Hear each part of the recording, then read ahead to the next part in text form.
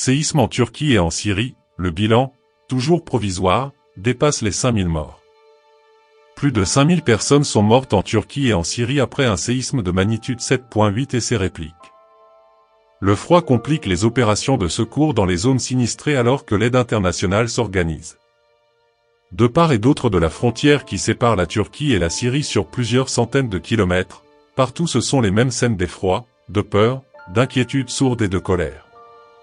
20 heures après le séisme de magnitude 7,8 survenu lundi 6 février, à 4h17 du matin, dans le district de Pazarsik, situé à une soixantaine de kilomètres de la frontière syrienne, près la grande ville de Gaziantep, des dizaines de milliers de personnes continuaient d'errer sur le bord des routes, ou de ce qu'il en reste, à la recherche d'abris ou d'aide. Les secours se sont acharnés dans le froid, sous la pluie battante ou la neige, parfois à main nue, pour sauver chaque vie qui pouvait l'être. Le mauvais temps qui plane sur l'Anatolie complique la tâche des secours et rend le sort des rescapés plus amer encore. Selon les déclarations d'Erdogan, plus de 53 000 secouristes sont mobilisés. Le joueur de football ghanéen Christian Atsu, porté disparu depuis lundi, a été retrouvé vivant sous les décombres ce mardi matin.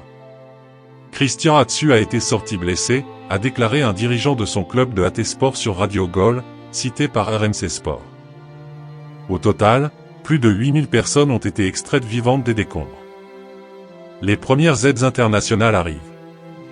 L'aide internationale à la Turquie doit cependant commencer à arriver ce mardi avec les premières équipes de secouristes, de France et du Qatar notamment. Au total, Paris a envoyé 136 personnes sur site, dont les avions ont atterri dans la matinée mardi. Le président américain Joe Biden, a promis à son homologue turc, Recep Tayyip Erdogan, toute l'aide nécessaire, quelle qu'elle soit, après le séisme meurtrier qui a frappé son pays. Il a présenté ses condoléances au nom du peuple américain et assuré que les équipes de secours envoyées par les États-Unis seraient déployées rapidement pour soutenir les efforts de recherche et de secours, selon un communiqué de la Maison-Blanche sur l'échange entre les deux dirigeants. La Chine a annoncé mardi l'envoi d'une aide de 5,9 millions de dollars, incluant des secouristes spécialisés en milieu urbain, des équipes médicales et du matériel d'urgence, selon un média d'État à Pékin.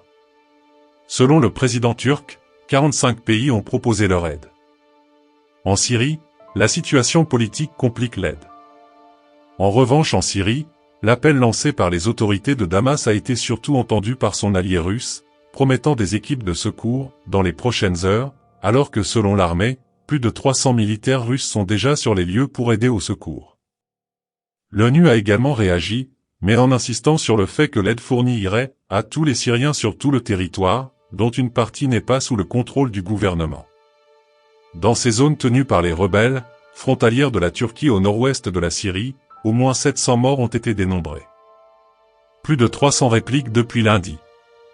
L'Organisation mondiale de la santé a dit elle-même s'attendre au pire et redouter des bilans 8 fois plus élevés que les nombres initiaux. Dans la journée de lundi, pas moins de 185 répliques ont été enregistrées, consécutives aux deux premières secousses, l'une de 7,8 survenue en pleine nuit, 4h17 locale, l'autre, de magnitude 7,5, à la mi-journée, les deux dans le sud-est de la Turquie. 7 jours de deuil national en Turquie.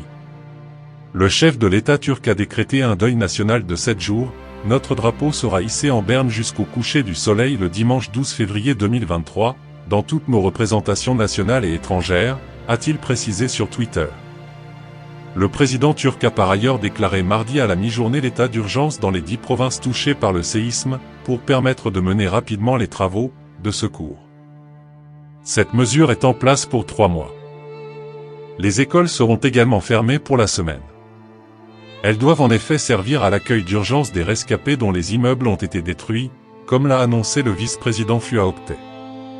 Un total de 338 000 citoyens ont déjà été placés dans des dortoirs, des universités et des institutions de l'éducation nationale, a-t-il précisé, cité par TRT. Mais par crainte de nouveaux séismes, nombre d'habitants ont préféré passer la nuit dehors, comme à Sanliurfa, dans le sud-est turc. Ce séisme est le plus important en Turquie depuis le tremblement de terre du 17 août 1999, qui avait causé la mort de 17 000 personnes, dont 1 millier à Istanbul.